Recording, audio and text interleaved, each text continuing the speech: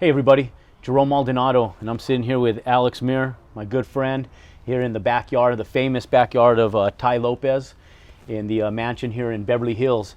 And it's great to sit here with Alex because I met Alex probably about a year and a half ago, give or take, and we wanted to kind of sit down and do this informally for everybody and just kind of talk to everybody about, one, a little bit about Alex, and two, kind of integrate it to what we're doing with Jerome Maldonado brand, with the Elite Real Estate Society and the Advanced Sales Formula, and give you guys a little bit of insight. And hoping Alex is not hoping. I know Alex is going to be able to bring some great knowledge and some golden nuggets to everybody that's watching here today.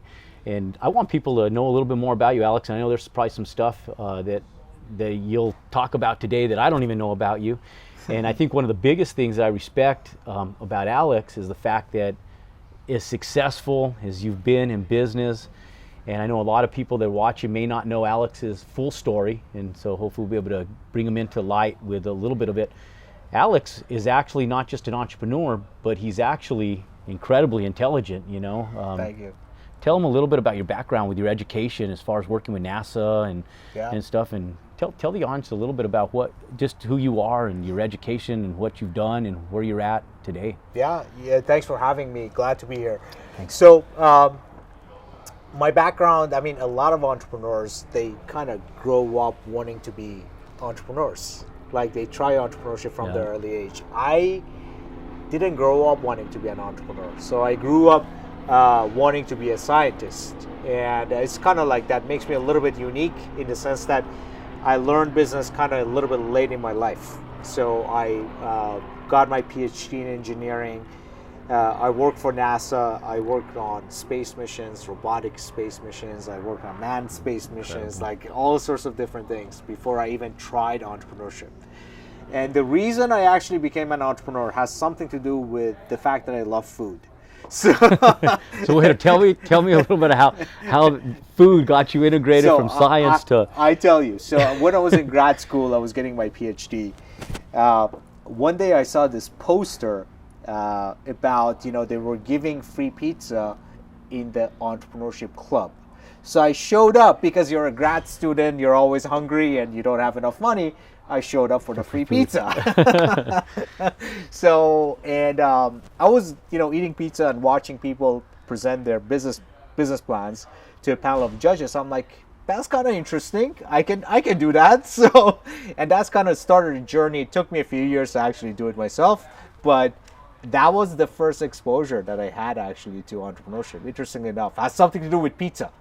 So when you were watching the people in there, were they talking about their business ideas? Yeah. Or yeah.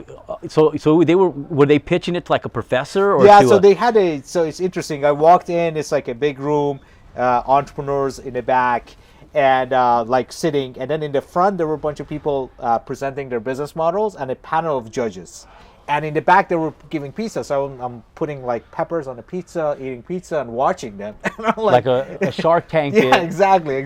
Like a Shark Tank for a grade, for an A, B, C, D, or fail. Exactly. So I was watching. I was like, I have business ideas. I can probably do the same thing. So I tried it. We actually next year I teamed up with my my roommates, and we submitted a business plan. We actually won business plan, second place in the next year business plan competition. So is this where you started working on the famous? No. So this is my first attempt at like doing it as a school project, if you will. All right.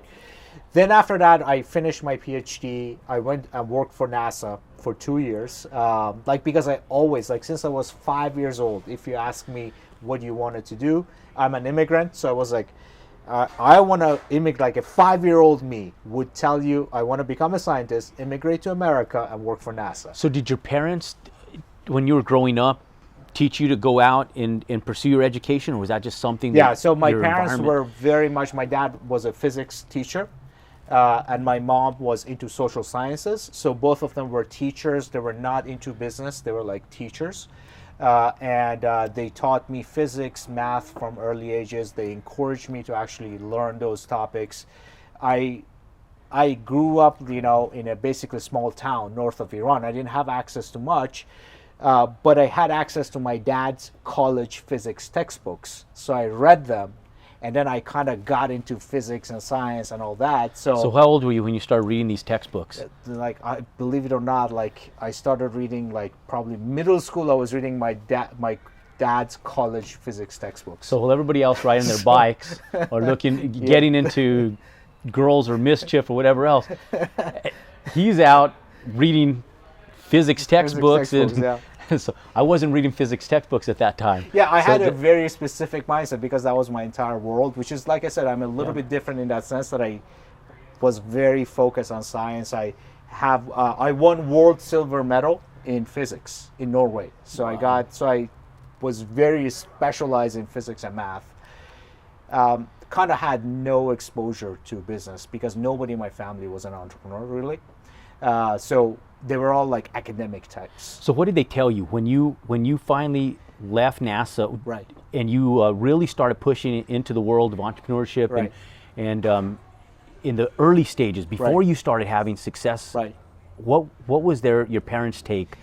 Yeah, they were a little bit skeptical, but I mean, I was an adult, so they were supportive, but also they were also feeling like I was wasting my life. Yeah, by not skeptical for skeptical, you, scared for their son. And I had my own doubts too. I'd spent like years becoming a full-on academic and researcher. And you know, in academia, if you stop publishing research papers, you become irrelevant really quickly. Yeah. So it was, to me, was a risk to actually leave you know, the world of scientific research to actually go into business.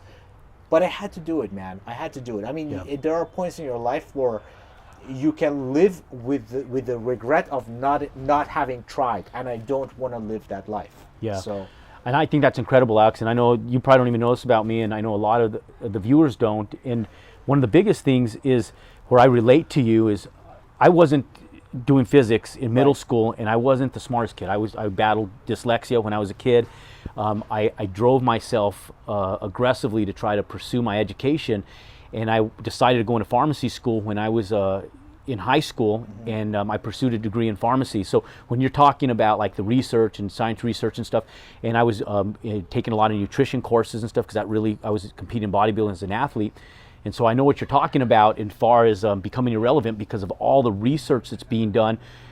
You do a lot of your research from current medical review journals, exactly, right? Yeah.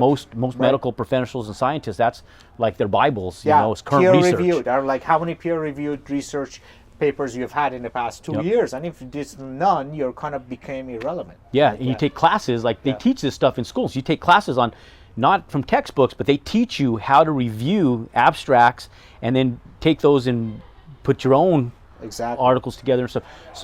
So anyways, big risk. When I left in direct sales, I was the same thing. I was a year and a half away from graduating. I left. My parents thought I was crazy, and so I understand. And I was still an adult too, but my parents were a little bit more vocal with me, and so that's awesome.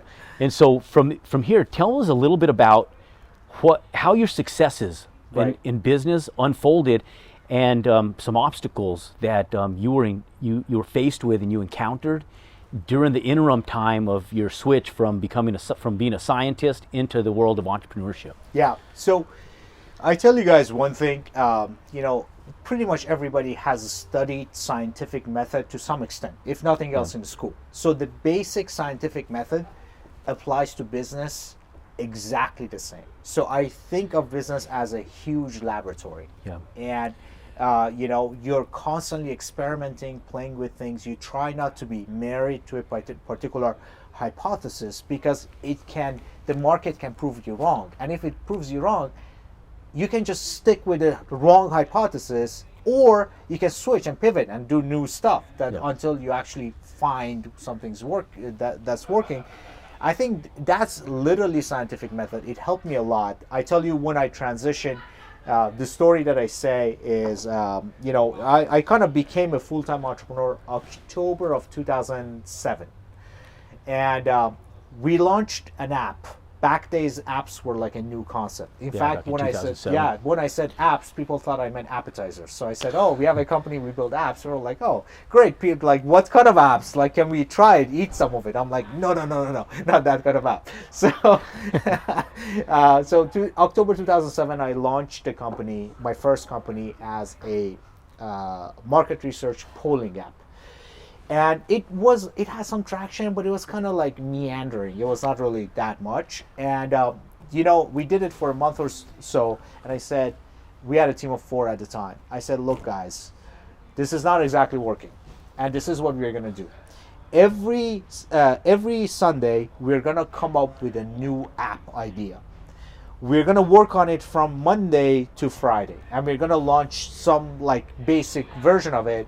Have it ready to launch on Friday, test it Friday night, launch it Saturday, see how the market responds, and then on Sunday we come up with a new idea. When we repeat until we have it. Yep. And it's actually not like Thomas Edison did the same thing, right? Yeah. So you kind of experiment and you fail, experiment and fail. That's what I did, and we hit online dating mid-December. So we started in October, mid-December we hit online dating, and we were like, okay, this is like That's where you Took hit off. it. So I want the viewers to understand this, so for those of you guys who are just listening to what we're talking about and maybe not really honing in on what Alex just said, what he just told you guys was probably one of the biggest gold nuggets that you can probably take from this today thus far. And so everything that he's talking about was the testing module, which in business, I think it's so important. And I think this is where people miss. Yep. Because I think exactly what you were talking about, and I know from my experience of over 20 years in business, people get an idea and then they get focused on that idea. Too much. It's target fixation, and the market invalidates it. It's like basically in scientific theory, you falsify a hypothesis, you move on, come up with the next hypothesis. You cannot be married to the wrong significant other, and you cannot be married to the wrong business idea either, like in every aspect of life. Yeah, you'll drive yourself out of business, and I Yeah. think that happens to a lot of people. They'll focus on that one thing, and instead of diversifying and testing, they just drive themselves out of business and into failure or bankruptcy because they never try new things. Yeah. So I mean, I didn't want to interrupt what you were talking about, because I want you to get into your success with online dating and Zoosk and where it's evolved and where you're at with it now. Right.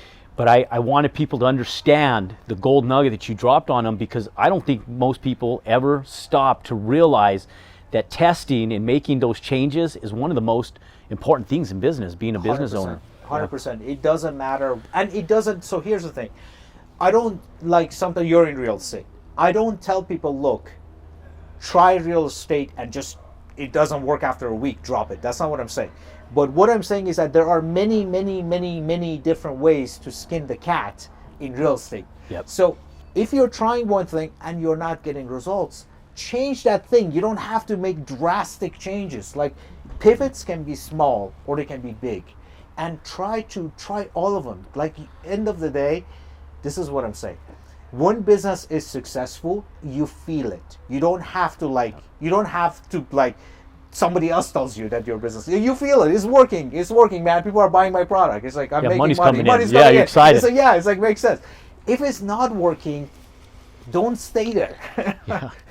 Yeah, that's the biggest problem most people have, is the fact that they stay there. They stay there. They just stay in there. I'm like, you're kind of like deer in headlights. So you're just standing still and hoping the world will change and come to your ways. And I promise you, the market is bigger than you.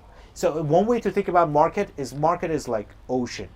It's big. It's way bigger than us. You cannot change the taste in the market. It's the market. If it wants it, it takes it. If it doesn't want it, you drown.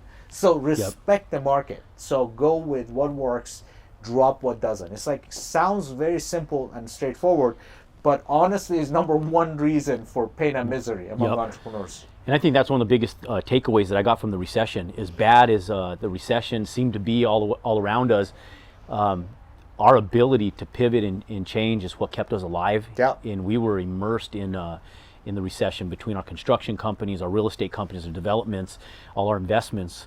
But our ability to adapt and change with the times allowed us to leverage different different aspects of real estate, Yeah. we actually was one of the most prosperous times financially for us. So I thank you for that, because I know and the you audience didn't- can. Yeah, and you didn't say, "Oh, I'm not going to do real estate anymore." You said, "Look, I am in this field, but I'm going to pivot in this field. I'm going to adapt." Yes. And it doesn't mean the entire real estate is not working. It's just there are pockets of opportunity at all times in many, many different industries, regardless of the economic condition. So there are always pockets of opportunities. The point is, do not be where there's no opportunity. Go where there is opportunity. So Yeah, I love that. yeah. So now from that, you started, so you had these apps, and you Right. guys were testing models every single week, and you guys were driving tests on them, and then you guys got to online dating. And I know a lot of the business that we've had, even the sectors of real estate that we've done, haven't been ones that I thought were going to be our home runs. And so then they ended up being surprising. yeah, and I think one of the biggest things, Alex, is like people ask me, what sector of real estate are you in? I tell them, and it always kind of halts me. I've invested in almost every sector of real estate, from land to commercial to residential to retail, multifamily. And I tell people, I invest in anything that makes money. Yes, I go where the opportunity Yeah. is. So it's not like I am religiously only like residential, like 2-bedroom houses. Like just you. Yeah, It's just you why expand and keep your Yeah. mind open to it. And so when you had this success with online dating, because you sit back and you take somebody, and you stereotype them, you go, I got this NASA scientist, he's doing these apps, and I just learned that about how you started Zoosk today, because I didn't know that before Right. today. But you take that and you go, okay, I got it, you get it, you find one that works in online dating. Expand on that. Tell the viewers how you took that one successful app, you recognized it, and you expanded on it, and how that evolved into what you Yeah, sold yeah. just recently. And Yes. I'll let you kind of explain that story to, Yeah, to so our audience. it was interesting. So I tell you, I launched all these apps. Some of them were we launched quiz apps. We launched sports like gaming apps. This is early days of apps. So the market was growing really quickly, and we were trying to find our footing in a growing market, right? And then we launched online dating. Online dating was not the top of my mind. I gotta tell you, I really wasn't thinking about online dating at all. And we were like, let's try it. Maybe there were no online dating apps. Again, this is 2007. So it was like, all the old players like Match.com and eHarmony and all those guys, for the next 4 or 5 years, they did not launch an app. So there was a huge gap. And we launched it, and all of a sudden we wake up every day to like 50,000 new users. Wow. So I'm like, what is going on? And it was like, I remember mid-December to about Christmas, I woke up like Christmas Day, we had like 100,000 new users overnight. Something crazy. It was like spreading, right? And I'm like, okay, so there's an opportunity here. Well, first of all, why is it an opportunity? I was like, well, all services are going to go from website-based to app-based. That was my thesis, overall thesis. And I think what is happening is that there's a huge demand for online dating, but the app, basically dating apps, is blank. Like, it's a huge gap in the market, but nobody's actually doing it. Yeah. And we just filled it with, even like, the product was built in a week. So it was not the most gorgeous product. It was like completely like, we just hooked it up together. And it was like, okay, so here's the thing. We just stepped on a gold mine, okay? So first, recognize it. 2, it took me a few weeks to convince my team to actually drop everything else, because I was like, how about that? How about those invested things? time into I'm it. like, look, I don't care about anything else we have done so far. Kill them all. Like, I just want this thing is taking off like a rocket. Are you crazy? So we just literally, I focused them on that one thing. I went to my board at the time. I said, I know you guys invested in a market research company, but I have a mobile dating app that is doing really well. So I'm going to pivot the company into it. I remember one of my board members was leaning back on his chair. And when I said that, he almost fell back. I was like, what? Obviously, everybody was supportive because my numbers were hockey sticking. Yeah. So they're like, yeah, hell yeah, let's do it. So we just basically pivoted the company into mobile dating. Over the next 2-3 months, I basically shut down everything else we were doing. and we were the largest mobile dating company for quite a few years, basically. Yeah. So until like 2014 or so. Wow. Yeah. And so now in 2018 or now the beginning of 19, did we Yes, close? You yes. closed at the beginning of 2019. Correct, yeah. Okay. So We sold for 300 million, so it's good. they sold, and I want people to, because there was another big golden nugget that you dropped there, Alex, and I want people to recognize, because I think this is one of the other big things why people fail in business. They had an app that they put together in 1 week, and what Alex said was it wasn't perfect. It was very imperfect at the time, but they were waking up to 50,000 new subscribers every day with a half par, or I would subpar product. Yeah, subpar. Yeah, a subpar product that you later went in and mastered, polished, and made it perfect. Yeah. And I think so many times people will sit down and they want things to be perfect before they even take that leap of faith to get open, because they're afraid that if they don't have it perfect, they're not going to succeed. And so what would you say to that? You know, knowing that, like, your experience with Zoosk and everything. Reid Hoffman has a quote that perfectly summarizes it. He said, if you're not embarrassed by the first version of the product you put out, you've launched too late. So you gotta be embarrassed by it, meaning you have to go with a version of your product to market that is not perfect. If it is perfect, if you're proud of it, you've waited too long already. Yeah. So I think that is the best way to actually summarize it. I love that, because I know that I'm real hard on myself, and I never feel like anything's perfect. And in fact, even when you would think that you have something polished, always striving to get something better. Yeah, 100%. Ways do it after the product is in the market already. Yeah, that's great. Improve it. Yeah. I love that. I mean, that's huge. Yeah. And so the respect that I have for you in being able to take something coming from an educated background and being a scientist, and then going out, I mean, almost full circle to become an entrepreneur, and then taking this idea and then just recognizing that idea and being able to pull and draw from your original game plan, and then take that to, you guys were grossing, what were you guys doing in annual revenues with Zoosk? Last year we did 175 million. So to be able to take a company to gross $175 million and then sell that company for $300 million is just unbelievable. I mean, you know, it sounds almost like a fairy tale story for most people. Yeah. A Persian background, and coming into the States and being able to come in and take advantage of capitalism. I love this country. The free enterprise system. Free market is the best system there is. Yeah. Is actually, if anything, people there are a lot of people that actually, there are some valid objections to uncontrolled capitalism, but I tell you this, capitalism, free market gives everyone, including that little guy that, you know, just is gives them an opportunity. Yeah. What people need are opportunities. They don't need handouts. I'm a big believer in that. Oh, I am too. I raise my kids with that belief, because I just think there's too many of them out there. And so, it's crazy. And I've been saying this for years. Is, you know, we live in a country that thrives on opportunity, yet people who are born and raised here, they don't take advantage of it. Yeah, and a lot of times because they've not seen the flip side of it. So, people, I mean, being an immigrant, I tell you, you develop a particular appreciation for this country. Because in most countries in the world, you do not, regardless of how good you are, how much you're willing to put your heart and soul into a good idea, you just don't get the opportunity. Yeah. And that's uniquely American. It's not only the system, it's also the culture that encourages it. That's very uniquely American, and I love that about this country. And I think just the diversification, you know, the ability to diversify, you know, not be set where you have to be obligated to one thing your entire life. And and again, I think you're a perfect example of it. So you have this business that's thriving, and then you partner up with someone like Tai, you know, who comes from a similar business background, but very different in so many ways. Right.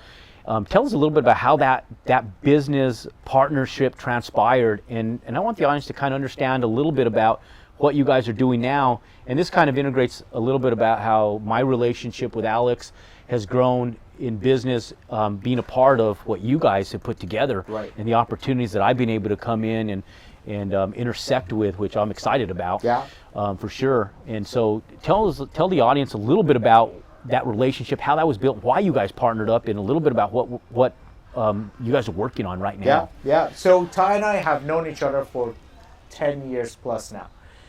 Back in the days before Tai was even had like much of a social media presence, he was a successful entrepreneur. He had a series of online dating companies. Believe it or not, I don't know. Most people don't know that, but I had Zoosk at that time. So we went to an online dating conference, not an online dating website, online dating conference. We met at an online dating conference. We were on a panel, and it was interesting because he was quoting books that he had read and tying it into the business of online dating. Yep. And I'm also an avid book reader. I was like, who is this guy? I want to know this guy. So Yeah. I was like, Yeah. and we became friends right after. I remember the first time I talked to him. We talked about the book The Third Chimpanzee by Jared Diamond, who's actually now we've covered him in Mentorbox. Did you guys write that down? Yeah, it's a good book. It's like, it tells a story. It's one of his, he's got several books. One of them is Pulitzer Prize winner, Guns, Germs, and Steel, which we covered in Mentorbox as well. But so we talked about it. I'm like, I love those kind of conversations, like intellectual conversations. Yes. So we became friends. We remained friends, brainstormed about business for like 7-8 years, but I was running Zoosk at the time, so I could not really step down and work with him. So about 3 years ago, I stepped down from day to day. I brought Chief Revenue Officer of Expedia, was running the company until recently, Yeah.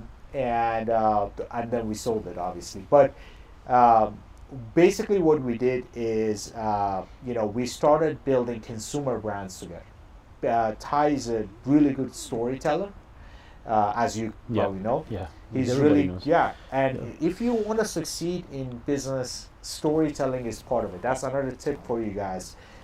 I don't care if it is a business-to-business relationship, it's government contracts, or it's like consumer brands. End of the day, the person sitting on the other side making a decision is a human. And humans are touched and moved and compelled to make decisions via stories. Based on how they feel. Yeah, exactly. And stories is actually the best way to actually control someone's feelings, right? Yes. So, and you gotta have your stories like nailed down and polished. The difference between a good storyteller and a not so good storyteller in marketing is huge. So, very specific talent he has, and then we partnered up. I've also done a lot of online marketing, built online businesses, raised a lot of capital. So we combine and put our skills together, and we are building consumer brands. The first company we built is called Mentorbox. For those of you who are not familiar, it's Netflix for book videos. We have 70,000 active paying subscribers. We are actually the only company. I was actually recording a video for it earlier. This is what I tell people. Look, we are the only company in the world, still 3 years in, that we bring the authors of the best-selling books in the world to summarize their books in video format. And it's such a hard process to work with publishers, license the books and all that. It would have been a lot easier if I said, we're going to get a bunch of contractors to just summarize these books, but then it wouldn't have been as good. So we went. The value. Yeah, it's not as much valuable. It would be as if you guys hearing from Jerome, we hired a contractor to represent what he has to say. Yeah, so you have a third-party person here saying, I represent Jerome, but Jerome's not here. Or I'm interviewing Alex, but he's doing someone else is I have someone else saying this doing it is on what behalf. Alex says. So that's what a lot of abstract summary services were. I was like, that doesn't make any sense whatsoever. So we kind of went the route of publishing, getting licenses from publishers. Very hard battle. Took me a solid 1 year to actually be able to completely penetrate the industry. But now we are the only company in the world. Very unique content. Very affordable, cheaper than Netflix. We deliver, in my opinion, I always say, you got to feel good about the product you're promoting. If you don't, it's like there's no point. Why are we alive? We want to like and enjoy and be proud of what we do. I have a whole module like that on my advanced sales formula. One of our courses is just on that alone, because I think that people miss it when they're in sales, because you go out and they're selling something that they don't even believe in, they don't even know about. It doesn't work. And I tell them, you can't sell it because either your product is no good or you don't know about it and you don't believe in it. Yeah, And so that's a big takeaway for those of you guys in sales. You probably have seen me. I'm going to give you some of the, we also have startups, food startups that Jerome is part of, and it is basically we build healthy, high protein snacks. And one of the products that we have is grass-fed beef sticks that we make from our beef that we grow on our farms, and there's no preservatives, no whatever sweetener and like artificial flavors in it. And I eat the thing myself, 10 sticks a day myself. Yeah. And it actually reflects when I talk about it to people. They're like, I want to try it. You're convinced on it. Well, we were laughing before we started recording because I asked Alice, I said, I need to try some of that stuff because I've been getting our grass-fed brand, our meats and chickens and all the good grass-fed beef and, and stuff that we've been getting for the last several months.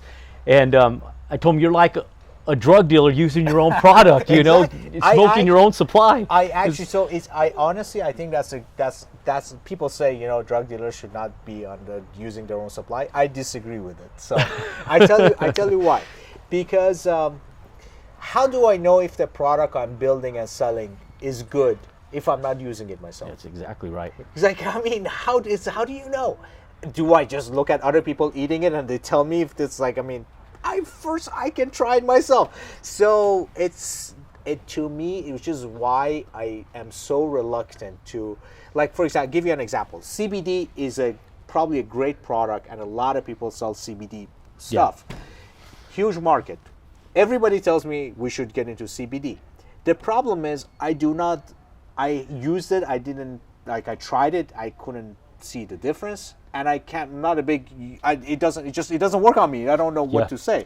So regardless of how good it is for the market, I bet there are a lot of people that are listening that are actually big users and they swear by it.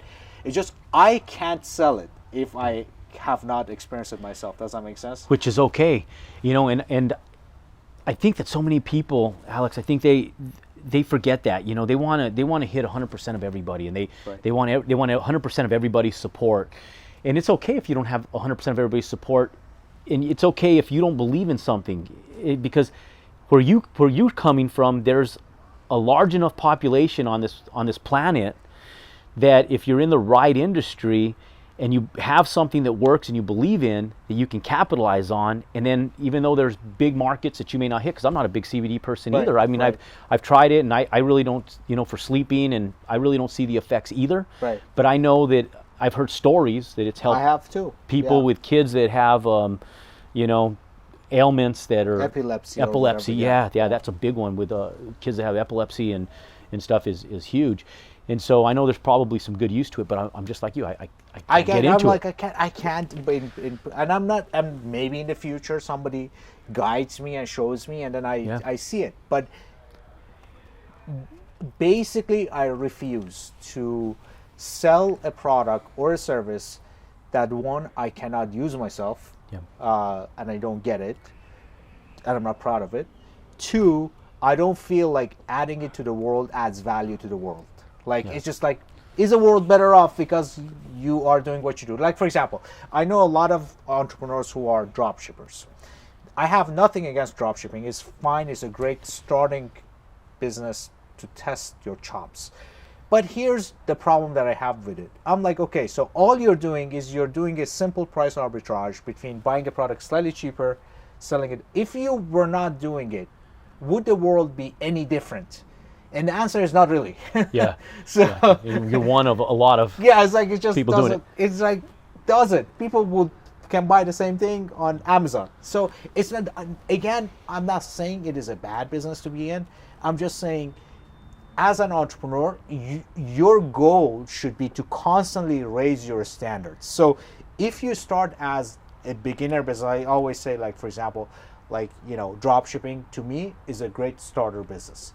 Start it, is fine. That can be your way in, but know that you have to raise your standards. So you have to go do things that actually make a difference. So, in real estate, for example, I'm like, okay, so you build unique properties, good properties, you rebuild, remodel. You I bet you in every single one of them in your construction business, you leave a piece of yourself in it. Like every one of them. Yeah. Yep. That's what I'm talking. You're an artist creating unique art. Even though it is, there's multiple homes or buildings exactly. and stuff out there. Yeah, absolutely. Like, even though it is a property, like even though its property it has supposedly an inanimate object, a person living in it has a particular feeling and experience because they live in that property. Yep. And you are the person who creates that feeling. Does that make sense? So you are an artist in a way. And the moment you start thinking like that, you automatically become a better entrepreneur. The moment you start, versus saying, okay, no, I'm flipping this for buying this bottle of water for this and selling it for that, like I'm just doing through 30 cents profit on each unit. I'm like, great, but that's like entrepreneurship 101. Yeah. So yep. So there's no piece of that individual. Yeah, what left is your in there? Exactly. Yeah. Leave Steve Jobs is not with us no more, but his left spirit lives through this thing in our hand. Yeah. So that is what I'm talking. That's a master entrepreneur. Now, can we be Steve Jobs? Probably not. But I mean, let's say Steve Jobs here, like a pure beginner entrepreneurs here, like just lift yourself a little bit, leave a piece of yourself and your unique individuality in whatever everything you that you do. Yeah, a little bit of it. Yeah. So that's like lift yourself. And that's one of the true reasons where, when I got involved with even just social media in regards to just like Facebook and being on all the social media platforms, Alex, and I don't think most people know this.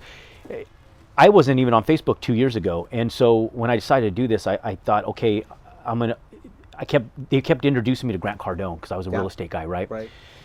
And I went to 10X GrowthCon, and I really I landed up just really respecting Tai when he got up on stage, and it was because of his authenticity.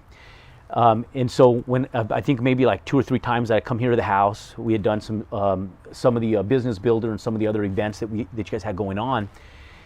And we sat in this room behind us here, and I started talking a little real estate to you. And you invited me to an investors dinner.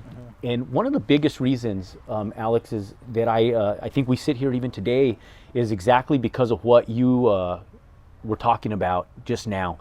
And it's just really believing in who you're working with, what you're doing, the product or service that you're marketing. And because I knew that what you and Tai had going on, you guys were immersed in, right? I felt that, I knew that. And so I was fortunate enough to be, I don't even want to call it a pitch, because I think it was an opportunity. I was able to you guys were able to deliver an opportunity to me with, I think it was 3 or 4, 3 or 4 people that were there that night. And tell them a little bit about the investment company that that you guys put together and I'm part of. And here's one way to think about it. And before Jerome and other club members in our investment club got involved, Tai and I have been building our businesses pretty much self-financed. We decided, and this is actually there's a lesson here as well. Some people can potentially self-finance all their projects, right? Yeah. Tai and I, if we want to, we could have continued to self-finance our projects. There is a unique advantage in bringing investors in, and that unique advantage is one, obviously leverage. There are always new projects to do. And you can always use more capital. More capital is better than less capital. I mean, if every entrepreneur who's been around the block knows that. The second thing, however, that most people ignore, and that's, I think, what I like about how we do our investments and we bring people like Jerome in, is that to me, bringing an investor is not a person writing a check to us. I actually make it very clear when we actually say no to a lot of people, because to me it is about building that relationship so that your investors continue to invest with you in future projects. Like, guess what? If in 5 years from now, 2 years from now, 1 year from now, I want to do another big project, I have a list of people that have invested in our projects, and I can call and say, look, this is a big opportunity, let's all go in. Does that make sense? So it amplifies yourself in a way that money necessarily doesn't do. Like I won't even probably have to explain the next opportunity in details. I'll be like, okay, we're gonna buy, we're looking at some public company brands, big brands, I won't name, that are going bankrupt. And I'm like, this is a good opportunity to sweep in and just buy cheap and resurrect the brand. Has been done many times in history before. Yeah. Best example, Bugatti. Went out of business for 15 years or something, didn't exist, and somebody bought the brand and just made it Bugatti. I didn't know that about Bugatti. Yeah, I know. It's like most people don't know. Wow. It's completely the main Bugatti guy. He died from depression. It's like his company. That was wow. Yeah. So it has been done before. I'm like, that's an opportunity, but there's like a certain amount of pressure that you can, financial ability that you can bring, but if you have amplified yourself with a group of people around you, you can go as a gang.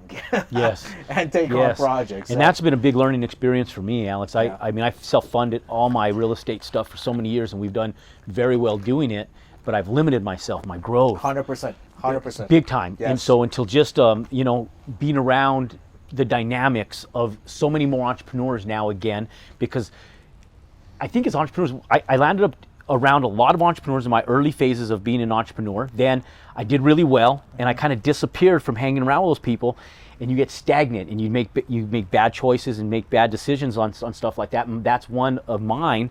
And then when I got back around people like you and Tai and everybody else that were working around, I sat back and go, why in the hell have I not been leveraging more of other people's money? Because I could take my knowledge and their money, and we could all be doing so much better and bringing people along with me. Exactly. And that's really why I developed the Elite Real Estate Society, and I thank you for all the knowledge that you just brought to the table and brought to my audience, and I just really respect it, and I respect you guys and what you've done.